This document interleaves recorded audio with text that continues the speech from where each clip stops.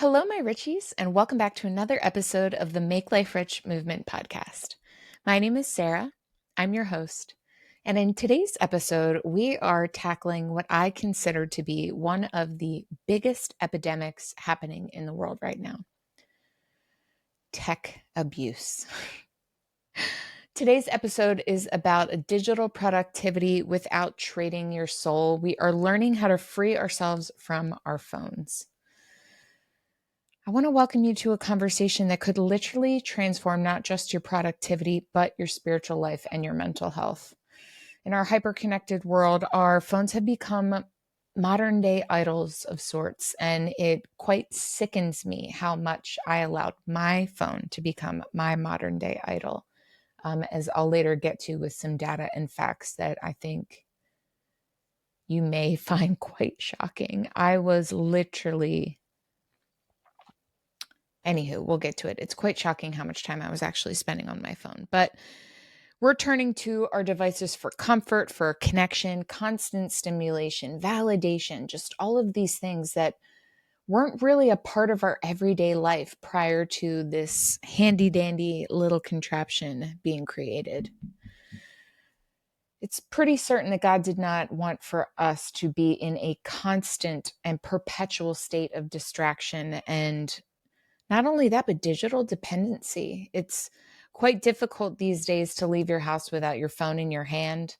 I don't know if you've caught yourself trying to do a task that requires two hands while using your hand that's holding the phone as what you consider a free hand. It's just the infantilization of the world with these devices. They quite literally are our pacifiers. And I don't know about you, but I am so sick of the doom scrolling. I am so sick and tired of popping my head up for air 15 minutes later and realizing how much time I had lost to the device that did really nothing but give me anxiety, sorrow, and upset. And I have done my very best to curate the happiest go lucky algorithm one can muster. And it's just to the nature of humanity on complete and utter display in a manner that never before in life could we ever have such omniscient abilities of being able to see how people behave around the world. It can be very overwhelming to see humanity at its best and its worst on such a large scale, not only once, but every single day, all day long. And it is my goal in both sharing my journey and quite literally a struggle on digital dependency with you that you might want to tweak some of your habits and make some changes in your world to not only allow for a little bit more mental clarity and space, but give you the ability to tap more into your faith space, have a lot more time on your hands, and maybe recognize where you want to be diverting your time and honor and attention. Because as it stands, where you put your love, you put your life. And your love is quite literally the air you breathe in your lungs and what you do with every second of your day. And I promise you, you do not want it to be doom scrolling. Now, today we're going to explore how excessive phone use is literally rewiring our brains completely away from peace, presence, spiritual sensitivity, while also discovering a faith approach to technology that allows you to maintain not only business productivity and digital growth without sacrificing your soul to the endless scroll. So let's dive on in, because it is my goal today to at least have you leaving this episode knowing that you can be successful in life without having to be a slave to your screen. And I, for one, really believe that to be necessary and true. As a publicist, you always have to be on the forefront of technology and what's what, and social media absolutely and completely changed the game, not only for the entire world, but for business. And I found myself really just being backed into a space of scarcity mindset where I had to be tapped in at all times. Powering through a decade, we then get to a space where I was with an MLM and we were on our phones constantly. It was tied to my well-being. It was tied to my community. Everything about it was just so opposite of real life. And the addiction level with my tech and my devices completely set in absolutely within those 5 years, which did also happen to coincide with the pandemic, where all we really had was our devices inside. So there was a lot of me that became very addicted as an outgoing, extroverted person occasionally. I really thrived in my daily walks around the neighborhood and speaking to the business owners that I would encounter every day to kind of like get my little juice and then like go back to the house and start my work for the day. So COVID really did settle in for me at the very least a lengthy and deep social media addiction where I just fully and completely am on that thing 24/7. I came to a place a couple of weeks ago where I decided that I was going to do a 3-day fast, a food fast. It would have been my second one. I did my first one at the very end of December in 2024, and it was life changing. And life changing such in the manner that during that fast, I decided on January that come January 1st, I was going to start studying the Bible because I just was at a space in my life where I was ready to. And I was just this world and culture is just so unfulfilling. And I know there's more out there. I can feel it in the depths of my soul. So during that fast, I came to that conclusion. I felt myself freeing a lot of burdens from me, quite literally. And I decided I wanted to do it again, that it was time. So I scheduled to do a 3-day fast. And in preparation for that, because I knew I'd be likely feeling pretty drained and crappy, I set aside an entire day to get together some last minute client work I had to complete, which was creating an email, and then scheduling out 3 emails for my podcast, uploading the episodes, creating the social media posts, scheduling the social media posts, because halfway through this day of prepping all of this work for the week ahead, these next 4 days, we'll say, I decided I was also going to do a digital detox. And it came from a culmination of things, but it was just like during this day of trying to bang out as much work as possible, my phone was going off, my DMs were blowing up, there were comments. It was just so much overstimulation. And when I stopped time for my precious work that felt precious to me and important, and I was present in the moment of doing it, to then like tend to these messages, 99% of them were useless, a waste of my time, something the person could have said out loud to themselves. And, I got mad for a second at them, but then I realized, no, no, no, you created this environment for these people to speak to you. And in essence, just word vomit on you all day long. You need to reset that. So I set forward with a digital detox as well. And that is where the real work came to be. 2 days into the fast, feeling pretty crappy by hour 48. My husband reminds me that I will have to take both he and my mom to work the next day, pick them both up, drop them off, etc. He has a half day. It would just be a lot of running around because our car was in the shop. And I hadn't thought about that. And at that moment, I was feeling so drained. I was like, crap, I'm literally not going to be able to drive you guys all over tomorrow if this is how I'm feeling presently. So I broke my food fast. But in doing that, I was a little disappointed in myself, but God's plans are what they are, and it is what it is. So I was like, okay, I'm going to eat. I'm excited. I'll eat some late dinner, and I'm going to extend my digital fast by 2 additional days, which ended up turning into an additional 3 days, which was 6 days total.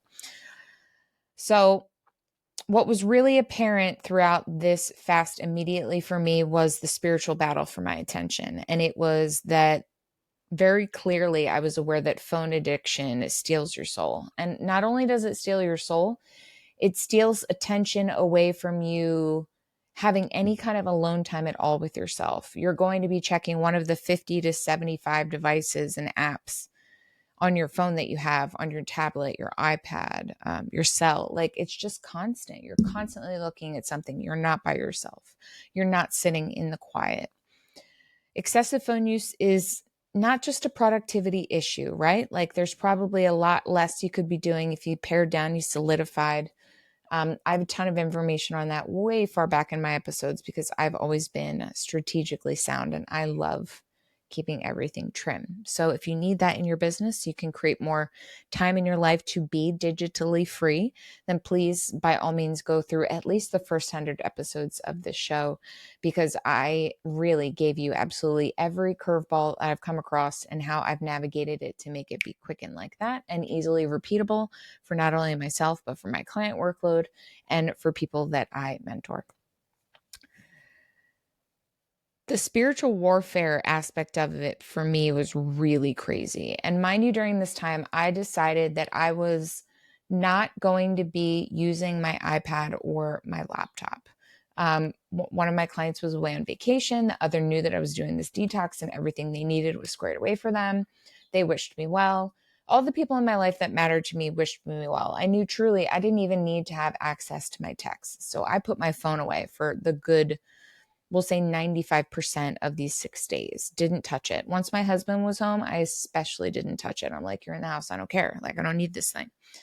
And it was immediately so gratifying, so peaceful. I'm 40. I was born in 1985. So I'm certainly a child that got to live and grow up through my adolescence pre-internet, pre-tech anything. Like the CD player came out, like a Walkman CD player came out when I was like 15. Like truly, I was really blessed to live in the analog portion of life that I got to, because I immediately recognized during this digital detox that I've made it 1998 for myself again somehow, which immediately dropped my cortisol levels. And when I tell you that I was able to reset my nervous system within 5 hours of not touching that phone, I kid you not, like hand to God, it was so apparent to me, feeling the anxiety leave my body hour after hour of not having touched that phone, that I was truly harboring spiritual warfare from digital forces that at the very least need you addicted so they can keep getting that advertising money, which to me, guys, as a publicist, seen all aspects of the world and media and entertainment and celebrity, and it is vile, awful. It's not done for the best of us. It's done for capitalism. It's done to increase shareholder like purchasing. And it's just, all of it is evil. None of it is for the betterment of anything. It's always cloaked in some type of green or lovely little marketing ploy. But trust and believe that device, other than dialing 911 if you need it, it's pretty useless. And it's only hurting you, which you may come to find out if you are so brave as to take even a 24-hour digital detox. I was pretty impressed while not touching the phone. I digress. I decided that because I wasn't going to be using the iPad or the laptop to be learning, I wasn't even listening to podcasts, and I'm a pretty voracious podcast listener. I was literally just doing Bible study, reading through and working through some workbooks, and then reading some history books that pertained to religion. So I was keeping it very basic, very ancient, if you will, taking it back to the beginning. As someone who has kind of been through the veil when my father passed, I very much felt that there is something out there that is way more important than everything that we've been convinced on this earth is. And I'm on an absolute quest to get to that place and understand it with the Bible and just learning everything I can about that whole aspect of life, because I did not grow up with that. The culture is the culture because it is made to be infectious. It is made to be viral. And tech has helped these words to become like positive things. But if we think about their intent and the very core of it, it wants to take you over with sickness. And that sickness is an emotional one, a mental one, as well as a spiritual one. What are you taking in? Like, we'll get into that, but phone addiction is modern idolatry. There are so many moments, and if you are a person of faith and you've read the Bible, there are a few moments throughout the book where you will see these moments of being like, you're right. No one can serve two masters, Matthew 6:24. Like when your phone demands constant attention, immediate response, you've got notifications going off, the sounds are buzzing and dinging. You're essentially serving two masters. God, the whole reason why we're here, and then this digital algorithm that you're feeding for what you believe to be your sustenance, your life force. There's a lot to be said about being careful of where you put your presence in moments of boredom, anxiety, or uncertainty, because these are all moments that you can be connecting with God to, at the very least, say, hey, how you doing? Ask for a deeper understanding or a deeper connection with God. in these moments of boredom, in these moments of anxiety, asking for God to take anxiety away from you. Like there's just so many ways you can be connecting in ways that matter rather than just it being simply time lost. Now, we touched on the neuroscience of digital addiction and phone addiction, but there's spiritual numbness that comes with that neuroscience, and we're going to talk about how they're wired together. So, first, there's dopamine hijacking happening here. And not only does dopamine and the constant need for dopamine absolutely dim your spiritual satisfaction, but apps like Instagram, social media, what have you, are designed to trigger dopamine release through unpredictable rewards, notifications, likes, new DMs. Maybe they'll go so far as to release a new feature if you haven't been on there in a while, creating these addictive patterns within you, their user, that makes spiritual practices like meditation, prayer, walks in nature, or, worshiping and like taking stock in your life feel less valuable to you because your brain is literally being convinced this is more important. Much like children with iPads and telephones, we are affected in the same way. The only difference between us and children is that we have the free will inside of us to be able to say, I'm taking a digital detox. This is insane. You do not rule my life. You're a piece of metal. Like, get out, okay? Constant stimulation is also fragmenting your attention and it destroys contemplative capacity. And I will say within 5 hours, I pretty quickly realized I don't have ADHD. I have a tech problem. My brain was craving tech, and I'm quick at all things in life. So, of course, I am multitasking like, you know what, on my cell phone, navigating apps and just crushing my to-do list.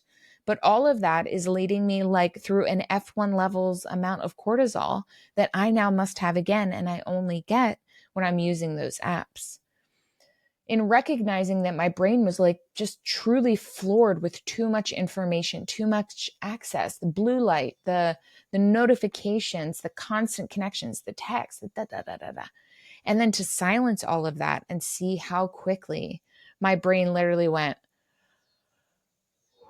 okay, thanks, bro. Like, can we keep this around for a while? Like, I immediately wanted nothing but to feel that. I felt 1998 again, and it was priceless. So much so that I'm going to be doing digital detoxes every week, starting Friday through Sunday. Just Friday through Sunday, not touching it. Catch it on Monday. If you know where I live and you're my friend, come see me because, like, pull up because I'm not touching that thing. I will pre-program ahead everything that I need to do so that I'm not losing productivity within the digital world because it does matter, which sucks. But we'll get to that later on. Again, the blue light, the screen time, it's disrupting your body's natural rhythms. Please put that thing down by the time the sun goes down, which will change throughout the year, which means you're going to have to be flexible with the way in which you touch that thing. Consider opening it up in the middle of the night and you've just disrupted your brain so badly that it'll take it an hour or two to figure out how to fall asleep again. It is not good for you. It is absolutely disruptive to sleep patterns. Your circadian rhythm just goes haywire. And if you're doing this every day, which you are, takes less than a few seconds of you looking at blue light intently, focusing your pupils before your brain is kicked on and it's like, oh, game time, let's go. It's bedtime. You just had an alert pop up on your phone and you're like, crap, I need to silence it. And now you've seen that screen light and you are off to the races of having a pretty crappy night's sleep. So how does phone addiction affect your relationship with God, with your creator? It destroys your ability to be able to be still and know that I am God. Psalms 46:10. Constant digital stimulation makes it nearly impossible to enter the quiet, to get into the peace, to be in those contemplative states where you can hear God and you can have those moments with him in those conversations. You need to be in a state of peace and quiet to receive his peace, his guidance, his spiritual renourishment. And that's not going to happen if you've got TikTok notifications going off or you forgot to silence the dang thing before you started meditating or your prayer time.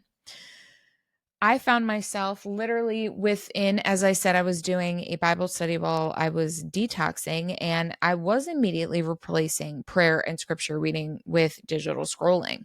Many people reach for their phones first thing in the morning and last thing at night, and replacing the natural rhythms of prayer and spiritual reflection. One, to wake up, the first thing I do when I open my eyes, I give thanks to God. I'm so grateful I'm awake. I then immediately look over My husband's alive.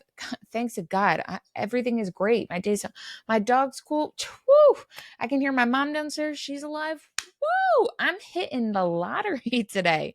If you wake up and immediately look at your phone, how are you able to give thanks to your creator? The only reason you're able to open up them little peepers and look at this terrible little beast first thing in the morning, let go. Get an alarm clock. You don't need that freaking thing. Leave it in the hallway. Put it in the kitchen. Leave it downstairs. Keep it in your car. Do whatever you have to do for the first 2 days, because I guarantee you're going to feel that release. You're going to feel your connection with God reassess itself and get right back into motion. And then you're going to feel the anxiety, the weight, the ADHD all lift off of your body. It is truly shocking. And I needed to corroborate this with others that have done a few-day digital detox. And it's the same across the board. Your brain needs this vacation to Tahiti, okay? Make it happen. And we're going to make it happen through the end of this episode by giving you a plan. Now, the final thing that I think is really disrupting our relationship with God when we have a digital addiction is that it's creating this really false intimacy that replaces spiritual and human connection. Guys, I talk to 50 people a day in a DM, and I've had full-blown conversations with them. But is it real? Kind of, but not really. Am I feeling their hand, their heart, their hug, like hearing their voice in my ears? No. Okay. So assess where you're getting real interaction with people and where you're getting digital connection, because they're completely different. Now, for me, it became really apparent that the enemy at large, whether that be the devil, if you find yourself a person of faith, whether it be corporations, whether it be the billionaires, who and whatever you want to label the evil in this world, they are literally strategizing your demise through digital addiction and digital distraction. They want your time intended for spiritual growth and building within yourself this fortitude of love and understanding of what is really happening here and what really matters on earth, and not what you see on Instagram every day. They cannot have that. They need you to be taking the breadcrumbs they drop every day. And every hour that you're spent mindlessly scrolling is not time invested in prayer, in scripture study, in serving others, in going for walks in nature, in being present with your family, or, pursuing the purpose that God has put in your heart for this life. Like, how can you reassess and get tapped back into what truly matters? It starts by putting the phone down. There's also the strategy of creating anxiety, not only through comparison and the thief of comparison and how it truly robs you of joy, but the things that contradict God's peace. And that can come down to FOMO, feelings of inadequacy, contentment, security issues. Maybe you're witnessing a war. I can't say it. WAR. Animal abuse, child abuse, just racism, just so many fueled up things that you're not likely to see in your everyday life. You're seeing it online because they want you scared. They want you divided. They want you not believing in a God that has your back, so that you're worried about relying on the information they relay to you. They then become your God. They then become your leader. You're tied to them for knowing what to do next, or what to buy next, or what song to listen to next, or what vacation do I need to take next, or what Disney package is the best this year. It's all the adversary, and they are coming for your peace and your joy. One scroll at a time. That's all it takes. Now, that anxiety creates absolute contradiction with God's peace. It is in the Bible so many times. It was honestly so freeing for me to hear and know, especially within the Beatitudes when Jesus speaks of anxiety. Not a moment spent on anxiety will bring you an hour in life. Like, you're literally just wasting life. Also, it's an insult to God because you don't trust him. Delay any ability for tech to give you anxiety by giving yourself a break from it. And I promise you, you will literally be thinking so differently about the things around you, and you will be reassessing what is truly real and what is hyped up for the internet to take away culture into different directions. What you see in your hometown is real for you, because that's what you're only supposed to be able to experience. It's a very new phenomenon for us to have immediate, down to the second ability to see what's happening everywhere in the world, good, bad, and different. It's not good for us. It's too much. Now, how does screen time destroy your productivity and your mental clarity? I think you're pretty aware that not only are we delaying the ability for us to continually keep learning by having to use our brain to do stuff, we're denying our cognitive capacity to get that exercise it needs to stay where we're at cognitively. So there's a cognitive decline. We're seeing people losing, like, oh God, they call it like the Gen Z stare. Like, it's truly a delay between thinking, sustained focus. People now barely have the mind set or the time span capacity to watch a 7-second video. Are we kidding? Our red light is longer than 7 seconds. We're in trouble, guys. So the attention residue effect on your brain is when you are going through task switching, and it is literally just reducing your cognitive performance by up to 40%, which is a sizable amount of productivity you're losing. Every time you check your phone while you're working, your brain requires time to refocus out of your original task over to the phone task. And going back and forth, you're just taxing your brain in ways you're probably not aware of, but it's going to make problem solving, creativity, high work volumes be more difficult over time throughout your day. Every day. Constant connectivity prevents deep work and flow states. If you don't find yourself being able to jump into and continue through what you need to do and bring it to completion because you're not able to get into that deep work, that deep flow state, you may want to remove the tech from your environment a few hours ahead of time to be able to open up that creativity and drop down into that place of flow where you're able to not only bring out everything you know that you were looking to, but more that God is giving you because you're working together on this thing because he's so happy you put down that stinking phone. Multitasking actually is task switching that exhausts your mental resources. And this was what I was like notorious for. Your brain cannot actually multitask. It rapidly switches between activities, which is not only depleting glucose in the brain, which over time is leading to that 3 p.m. crash, but it creates mental fatigue and it reduces your work performance and spiritual sensitivity throughout the day. You may find yourself being more irritable towards the end of the day, having less patience for your children, road rage on the way home, you name it. And it all comes down to this tech device and the way in which it is neurally taxing our brain in ways that would not naturally be happening with our human provided by God cognitive abilities and the things that we typically would have been interacting with pre-internet. Now, we know the phone is destroying our natural productivity rhythms, but it's also hijacking your brain's default mode network. And this is really important. During moments of boredom or transition, your brain naturally enters a default mode. It's essential for creativity, problem solving, spiritual insight. But by reaching for your phone, you are immediately inhibiting these moments, creating this interruption that is crucial for your mental process throughout the day.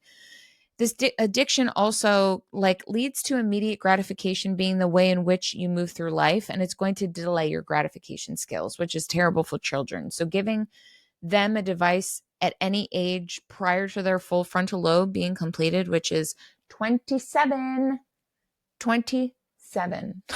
okay?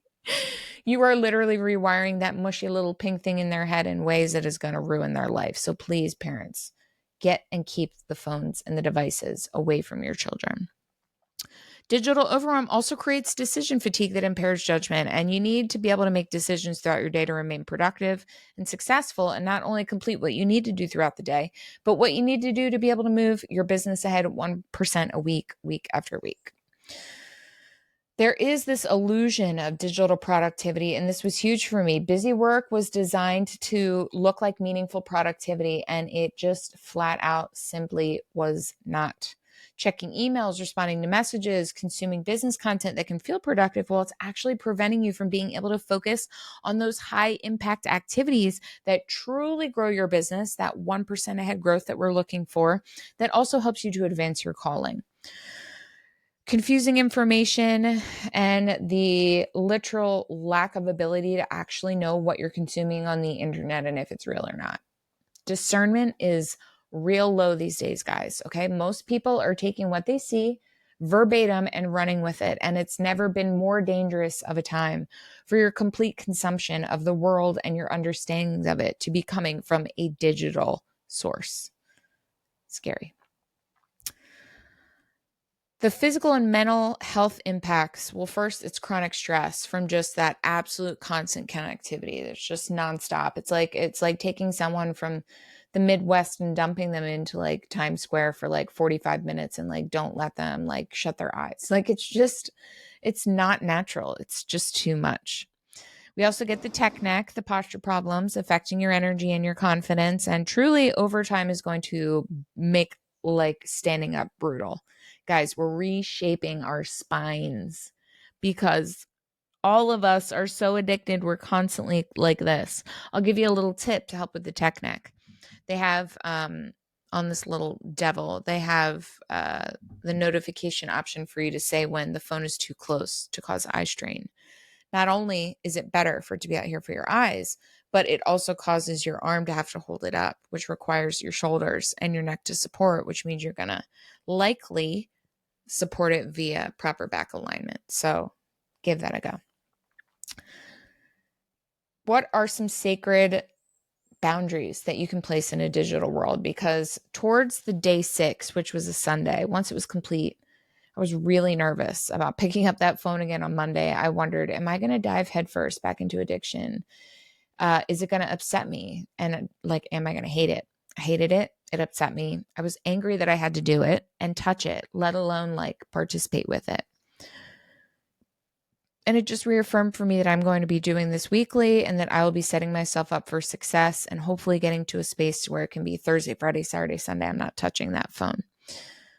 What was clear for me throughout this whole time was that God was constantly trying to get my attention, and I was just too digitally distracted to even look up and hear it.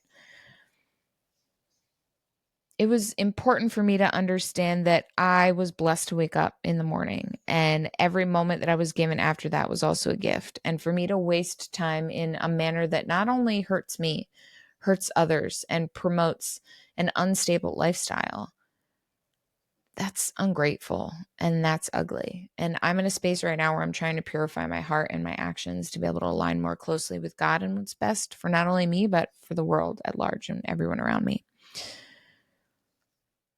I needed to come up with not only boundaries for putting this down, but boundaries for creating time with others to let them know this is what I was doing. And people were respectful the first time, but will they continue to be? Will clients understand in the future, new clients? Like, how do I work and navigate around that? I'll make a way. Why? Because it's important to me to keep this space of silence that I've cultivated for myself. I think there is a lot to be said about utilizing Sunday as a Sabbath day and just keep it a day for you. Be out in nature, be with your family, talk to God, do things you love. Maybe think about what your purpose is here. But don't do it with a phone and don't do it with an iPad. Maybe a TV, but leave it at that. There was also a moment within, look at me. I had notes.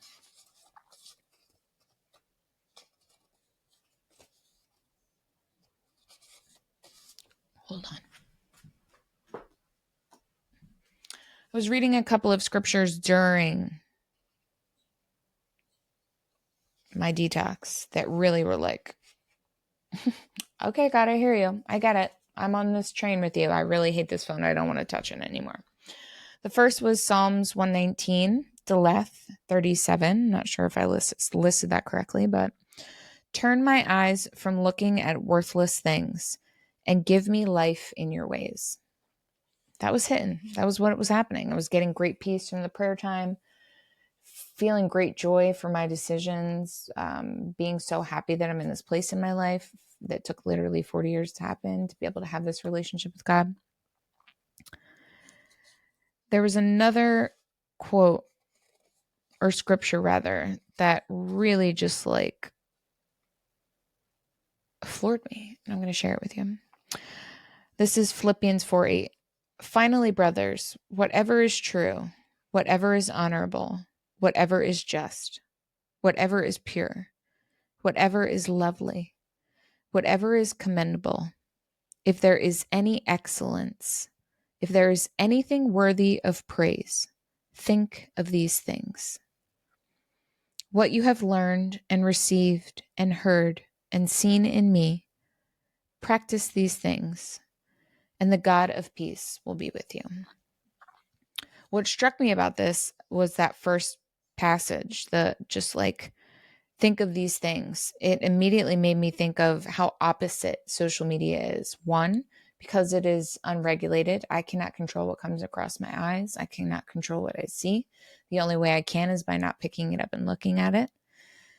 But in turning away from social media, I can't tell you how easily and quickly my mind went to wanting to find the good, wanting to find the beauty in the world, wanting to feel and experience love, wanting to be seen in real life. And I hope these are things that happen for you when you get to the space of being able to get to a digital fast. And maybe it's not a few days, but there are things that you can do to be able to keep this up throughout the day. Maybe eclipse. Start by designating phone-free zones in your home, not only for you, but for your children. Super important that it be for your children as well. Establish morning and evening phone-free rituals. You have to start implementing weekly digital Sabbaths or phone fasts. So that could be 12 hours to start, 24 hours. Maybe it's specific days of the month, like the first 3 or the last 3.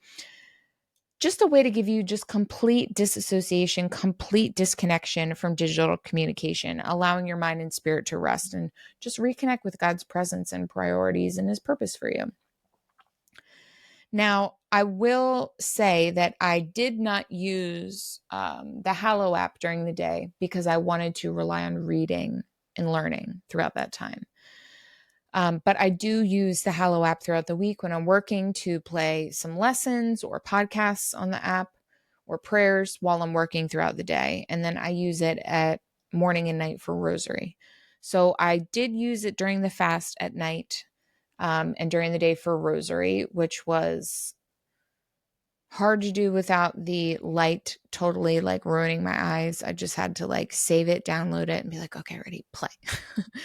But it is possible for you to be able to disconnect. And I think it's really important you be very careful how you live and make the most out of every opportunity. And whatever you're doing, do it all for the glory of just the gratitude that you have for God, that you're here and you have another day in front of you.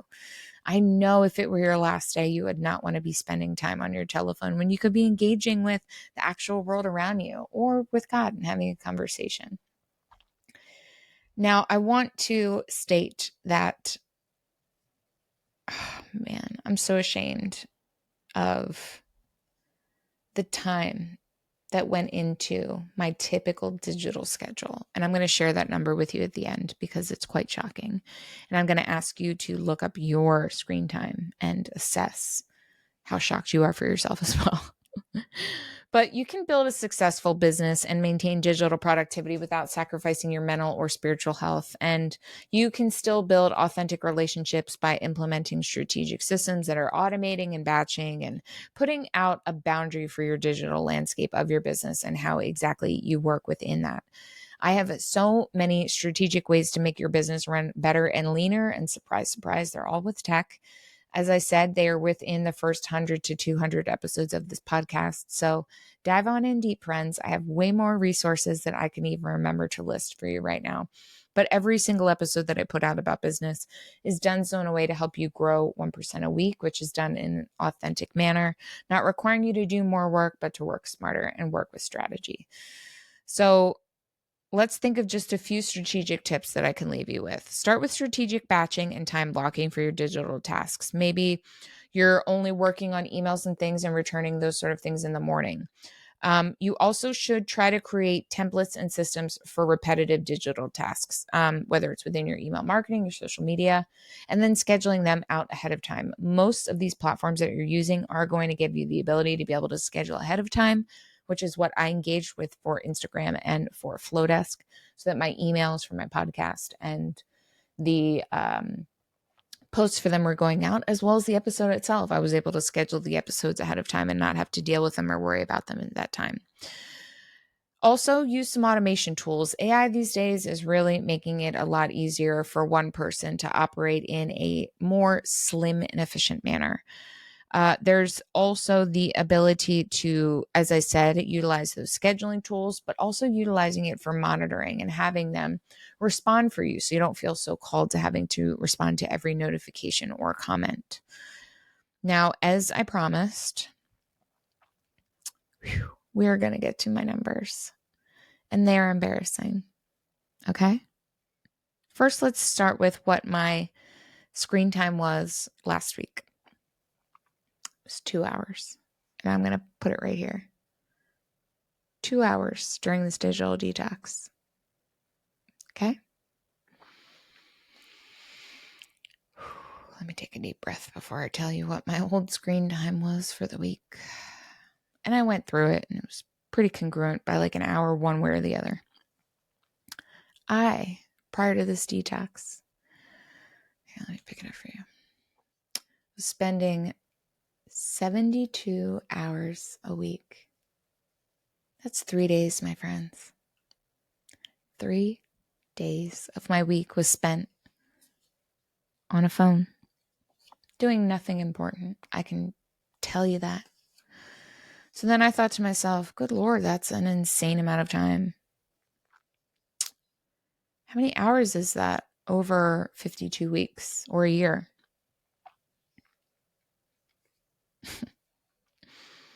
3,744 hours I spent on the phone last year.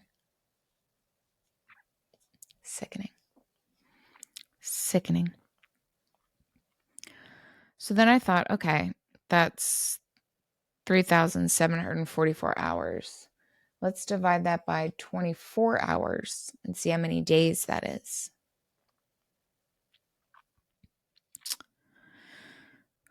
I spent 156 days consecutively on my telephone last year. The shame. I cried when I did this math, when I first realized it. I thought, my God, that is exactly 47.74% of my year. It's not going to show you. I'll put it over here. 47.74% of my year has been spent on my telephone. What on earth? If that is an addiction, my friends, I don't know what is. So at the current rate I'm at, I'm averaging 2 hours a week over 52 weeks. We're coming in at a cool 110 hours a year, which is just a little over 5 days.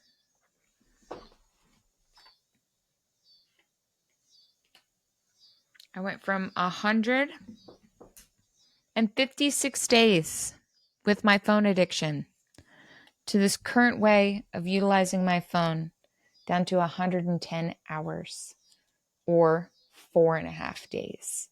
156 days, 4.5 days. My friends, I hope this shook you to your core the way it shook me. I hope this makes you truly think about how much time you dedicate on that phone. And I hope you find yourself combing through some of my old episodes to be able to streamline your business better and your social media better so that you can live actual life.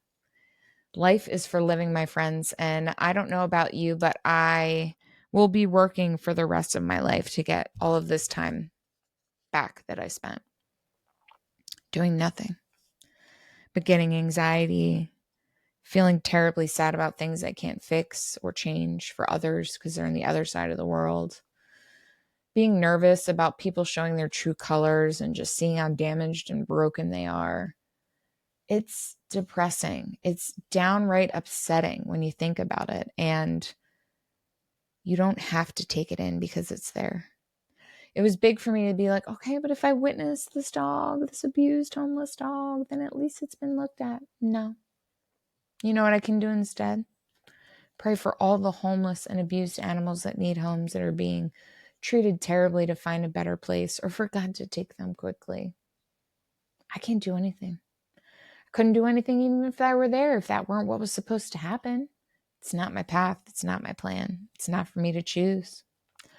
And injecting myself with like my Captain Savaho complex into social media and seeing all these things, my heart and my brain ran away with trying to help this person because I'm seeing them. My heart and my brain can't tell this person isn't right in front of me and this isn't real. The spiritual warfare is apparent and it's there. And I think when you get through that 2-day detox, just give it a cool 48. Even if it's the weekend, pack your day. Be busy. Go do fun stuff. I guarantee you when that Monday morning comes and you touch that phone, you're going to be like, nah, I don't need it. You'll put it down. And hopefully it stays that way. But life is life and we have to use what we have to use. And you're going to need to protect yourself. And you're going to need boundaries to not only protect your mental health, but your spiritual health. I believe in you. I know you can do it. You've done so many hard things to get to this point. This is just something else to add the little feather in the cap to. So as I stated, please comb through. There's so many episodes on how to strategize your business, streamline it, automate it. I'm a party of one over here, and I'm running several things all by myself, and I do it through strategy and automation, which I help you create for your own needs and desires for your business. There's just so many avenues for you to take it all in, but Spotify is the best place to start. My Richies, I hope this was helpful. I've created a 25-page little book about this because it would just truly change my life. Woke my butt up quick.